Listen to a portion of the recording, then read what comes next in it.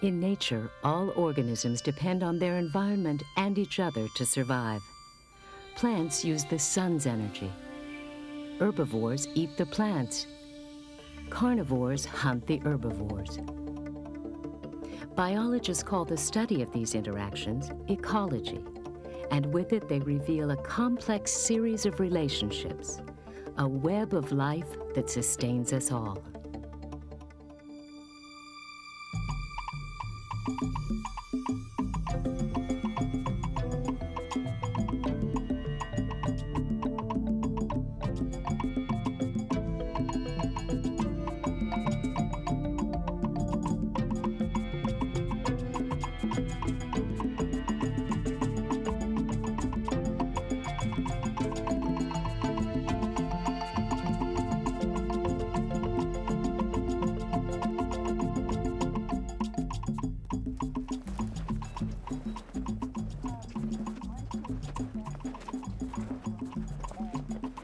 Near the foothills of the San Bernardino Mountains, along the banks of a river known as the Santa Ana, lives a small organism whose life is in danger. So there's a nice dense population over there. It's late summer, and Dr. Jack Burke and his students are here to harvest the seeds of this rare plant, found nowhere else in the world. This is the Santa Ana River woolly star, the plant that we're going to be collecting seeds from today. The Santa Ana River woolly star is a member of the phlox family. It now is restricted to about 6 square mile area just as the river comes out of the mountains. To help this endangered species, Dr. Burke and his team will plant the seeds they collect in the loose sand of the river's edge. It's fairly unique in terms of its ecology because it occupies very nutrient-poor habitats for short periods of time. And its long-term existence depends upon those periodic floods that are going to bring in new washed sand. But the flooding upon which this plant depends is itself threatened by new construction upstream, a dam. This will not only affect the woolly star, but many species in this community of organisms. It is not the single species necessarily that's so important, but how that species interacts with a variety of other organisms in its environment. And if you damage or injure any one of those species, then it can have a ripple effect throughout the community of organisms, and the interactions can be very negative on a variety of species. The woolly star represents a single strand in an interacting web of living organisms that depend on each other for their survival.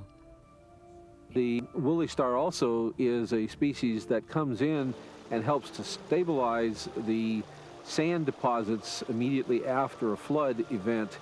And without the woolly star, there are fewer species that will come in and help stabilize these sand deposits.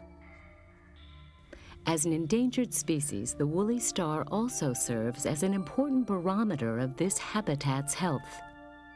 That's one reason why it's important to be concerned about species that are becoming rare. They are a sensor of the habitat, really. There's always been rare plants, there's always been rare animals, and they're the ones that are going to be the most sensitive to changes in habitat.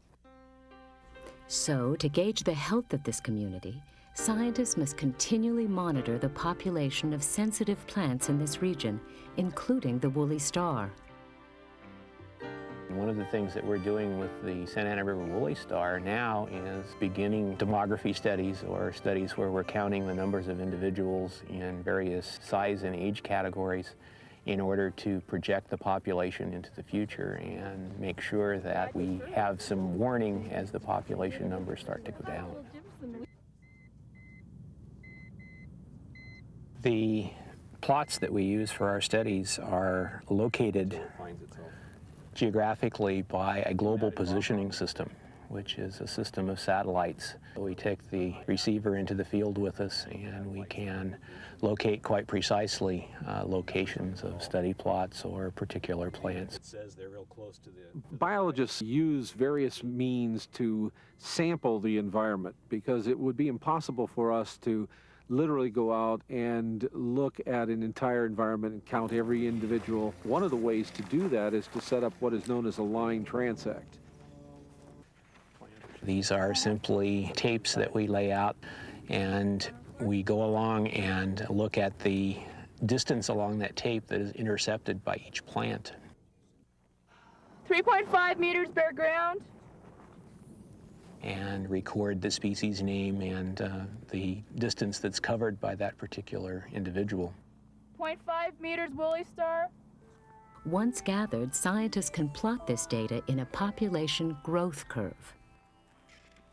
The growth curve is a mathematical representation of the rate of change in numbers of individuals in a population through time. Different kinds of organisms have different kinds of growth curves. Organisms that live in temporary habitats, mosquitoes or flies or bacteria, are examples of organisms that have J-shaped growth curves. Populations of small, short-lived animals often grow in J-shaped patterns. With plenty of food and living space, the population doubles at a regular rate. Still, growth lags because so few organisms are present. But as the number of individuals reaches a critical mass, each doubling produces a dramatic increase in growth. Finally, the number of organisms outpaces the resources available in the environment. Birth rates drop and death rates rise, often causing a dramatic crash in the population size. In contrast to J-shaped growth curves, where population growth is independent of density, S-shaped growth curves show that the more individuals you have in the population, the more limiting the environment is toward population growth. Most large, long-lived organisms grow in S-shaped curves. With plenty of food and living space, the population size doubles in the typical J pattern. But as more organisms appear, they must compete against each other for limited resources.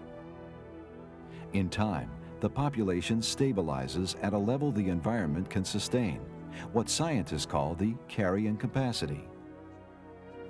If the availability of resources changes, the carrying capacity also changes. In nature, resources act as the limiting factors which control population growth.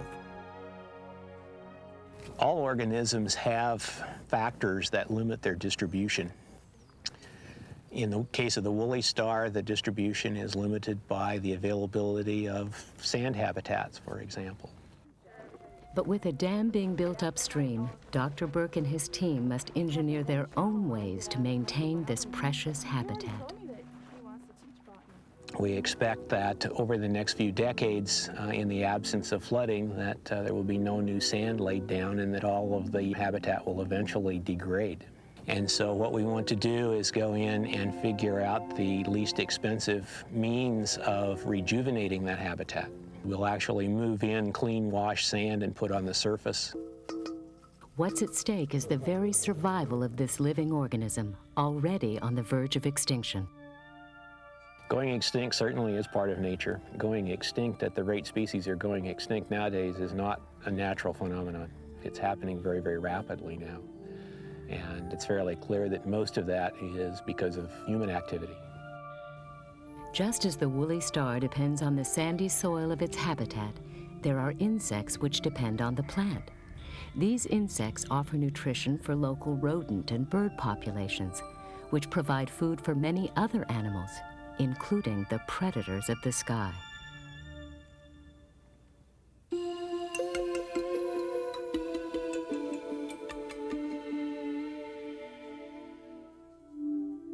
As the afternoon dims over Star Ranch Wildlife Sanctuary, biologist Pete Bloom prepares for a nighttime drama.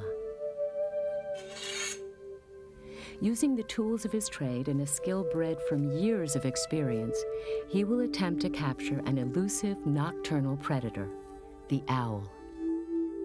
In terms of trapping, the best location if we want diversity and for a number of owls is to trap in the woodland areas. This is where all of them nest and most of them hunt. In addition to suspending nets, Pete and his team position specially designed traps on the ground. It has monofilament nooses that we tie onto the traps, and we put leaves in these traps to create a situation where the bait in the trap will create enough noise that an owl will detect the sound of this little rodent and fly over to it and either hit a net or actually land on the trap. We have a transmitter that's attached to this trap and a receiver which we monitor from a half a mile or a mile away.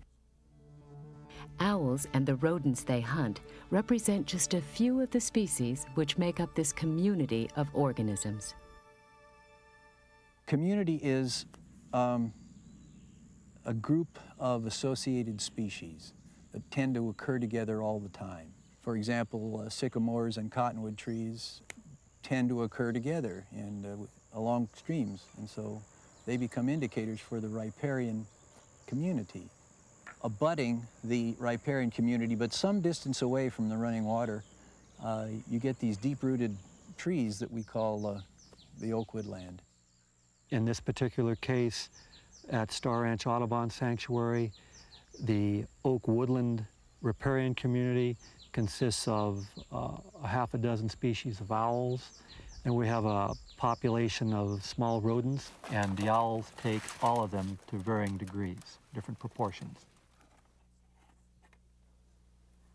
Rodent trapping is something I do mainly to assist me with evaluating the diet and the importance of various species to the diet of owls. Sometimes I get a little hint of an idea of what might be the more common animal that year. Of course, the owls are more than ready to take on those surpluses and actually respond to those surpluses by producing more eggs in those years of high rodent productivity. So the population of owls depends on the population of the rodents they hunt. This relationship between predators and prey makes up only one of many interactions in this diverse community. Species don't occur in isolation. They interact with each other. When we talk about animal species, the most obvious interaction always seems to be the predator-prey relationship. One of the members of the partnership is harmed and the other benefits. Another type of interaction that benefits one species over another is called parasitism.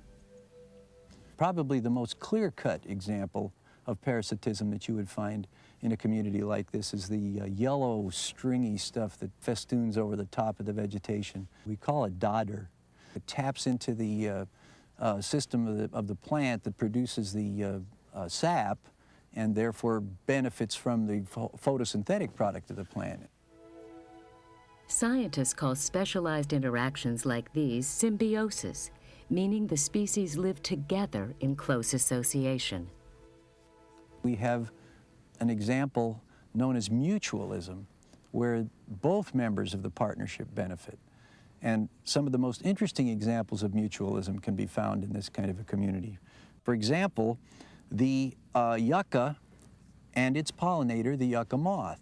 It actually literally packs the pollen into the stigma and then goes down to the base of the flower where it drills into the ovary of the flower and lays its eggs on the inside of the ovary. Another example of symbiosis includes cases where one species benefits while the other is unharmed, an interaction called commensalism. An example could be a simple thing like a hole in a tree is the home for an owl, and therefore in that circumstance that's a commensalistic relationship because the owl presence certainly doesn't hurt the tree.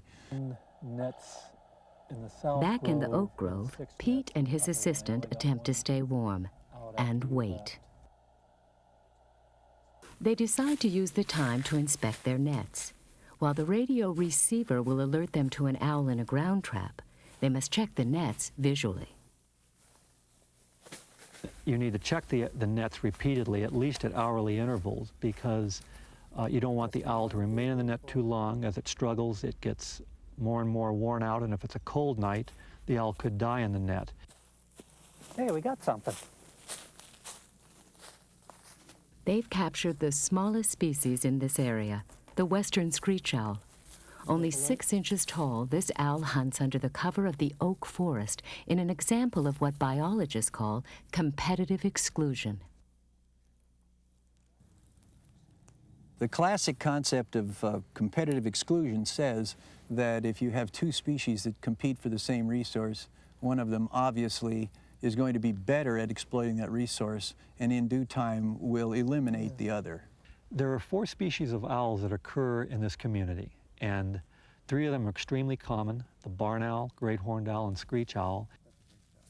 These owls all have their own little niche. They may occupy the same area in the same space, but they utilize that habitat differently. So what will occur is that the larger owl, great horned, will prey on larger prey. Medium-sized barn owl will prey on medium-sized rodents, and then the smaller screech owl will prey on smaller ones, and in so doing, divide up the wealth and reduce competition as much as possible. Approaching midnight, just as the two begin to wonder if their radio receiver is operating, the signal arrives. There we go. 216.450. Okay, 450 is down on this side. Okay. It's in the sycamore. Well, when that buzzer sounds off, it's kind of like being a fireman, and you want to get to the source of the excitement as rapidly as you can.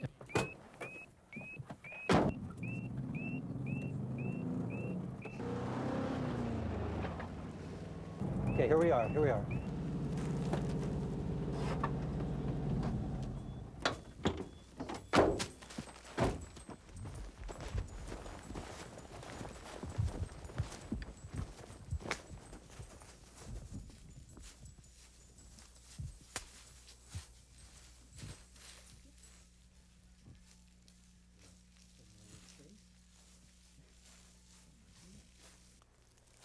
The first thing we need to do is band it. A marked animal allows you to identify it over time. It's essentially a small license plate. Secondly, when we catch the owl, we obviously identify it to species, we sex it and age it. This is a female barn owl, and it's one of the more common When looking at this owls owl, here in the sanctuary. I'm learning from it because each animal supplies some new piece of information that subtly modifies my view on the basic ecology of the species. During this long-term study, Pete has learned that the population of owls in this area is rapidly fading. Protecting habitat is the key to protecting owls in this region. Housing developments and industrial developments continue to encroach, and those species that are least common, namely the larger predators, are going to be the first to go. And when those go, the ecosystem gradually collapses. Things get out of order. What once was a system becomes chaotic. Humans seem to become disconnected from the system. They've lost track of the fact that they are part of this ecosystem concept, and we have to operate according to the same rules as all the other organisms in nature. And planet Earth has to provide the food for all living organisms that are here, and humans are just one of those organisms.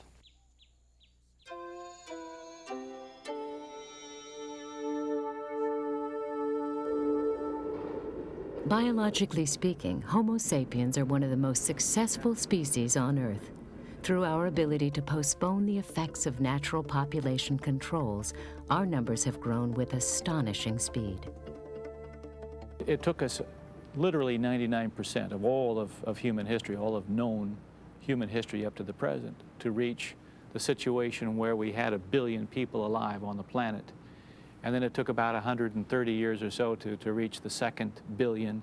Where humans are most different from other organisms is in our technology.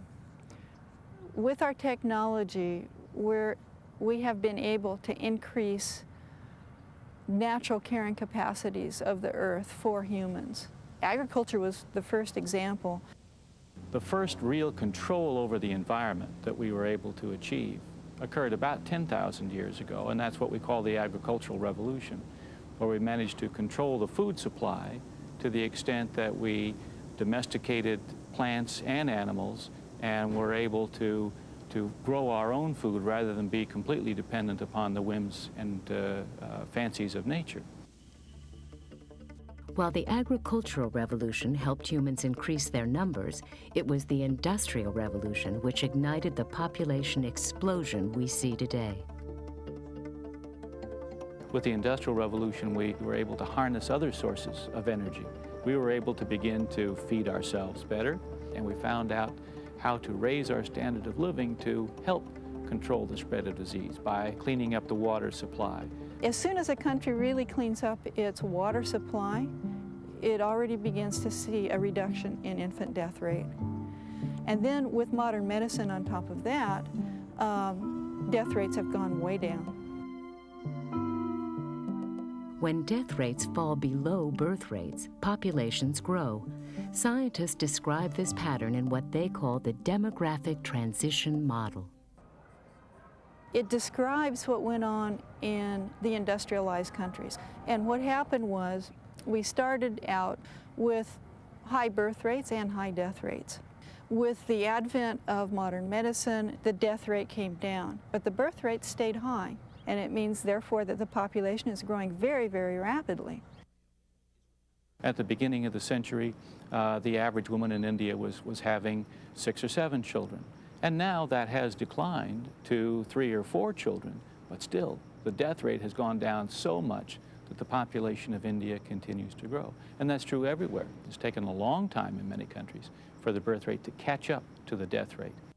And in some countries like Sweden, the birth rate actually just about equals the death rate. So they have zero population growth. Zero population growth is a situation where the numbers of people from year to year are exactly the same. In other words, there's no change. To achieve zero population growth, a population must first attain its replacement birth rate. The generational replacement rate, which is what we mean when we say the average woman in the United States right now is having about 2 children each, that does not mean zero population growth. That just means that the group of women of reproductive age right now are just replacing themselves and their partners for the next generation.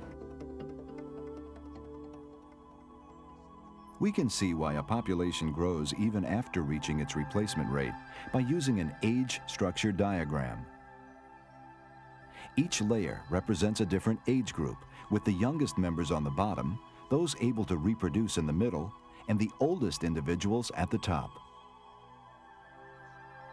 As time passes, the population grows older. Some members die, and new members are added at the bottom.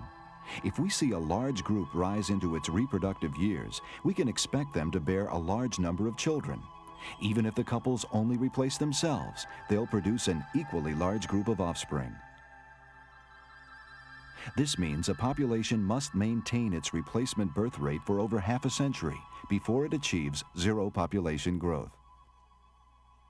Some of the European countries that have achieved zero population growth have an age structure that's almost rectangular. There's almost equal proportions or numbers of people in every age class. On the other hand, if a pyramid has a big, broad base, a lot of children are being born. And when they become reproductive, they're going to produce a lot of children in their own right. By studying the age structure of the world's human populations, scientists know most developing countries have years of steady growth ahead of them. We peaked actually in the rate of population growth in the mid-1960s, but the numbers of people being added to the world's total right now, that is the greatest numeric increase that we have ever had. And we are continuing on a path of adding 1 billion people about every 10 to 12 years. And we start to feel intra-specific competition, that is pressure from our neighbors, pressure from other individuals of our same species, competing for limited resources, polluting our environment. Every single one of us is influenced by population growth, whether that population growth is occurring near where we live or halfway around the world, because we are all constrained by the resources that are available to human beings on this globe. given the known level of technology, there isn't enough food that could be grown to provide enough food at the average American diet for all 5.7 billion people with whom we share the planet. So in that sense, we've actually exceeded the carrying capacity for our known ability to feed all human beings. Ultimately, we all agree, I think, that the death rate should come down to as low as it can be. The only solution is for the birth rate to come down. As we humans work to reduce birth rates, our populations continue to grow. This not only affects our lives, but also those connected with us in the intricate web of life on Earth. The health of our ecosystem, planet Earth, is dependent on the most diverse possible set of interactions that can occur in nature, and we as human beings lose track of the fact that we are part of the system, and that system, planet Earth out there, has limits.